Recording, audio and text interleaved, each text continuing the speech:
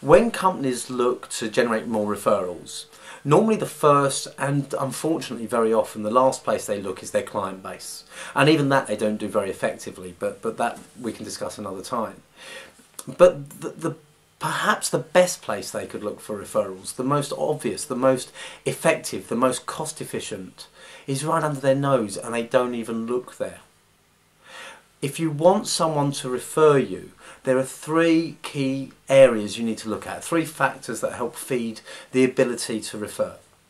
The first is how willing someone is to refer you. So how much they trust you, how much they trust your company. The second is their understanding of your business, how well they can recognise an opportunity for you. And the third is their opportunity to refer themselves. So how often are they having the right conversations, talking to the right people in order to get you in there? Now, you tell me, who ticks those three boxes better than the people who already work for your company? So many large firms, and indeed a large number of smaller businesses, are siloed, and their sales teams are the only ones looking for new business. They are only looking for the new business in their area, and they don't focus on anyone else's. And I think the bonus systems we have in companies tends to back that up as well, make that even stronger. When I used to run networking groups, we'd have a lot of lawyers come along, and there would only be one lawyer or one firm of solicitors represented in any group.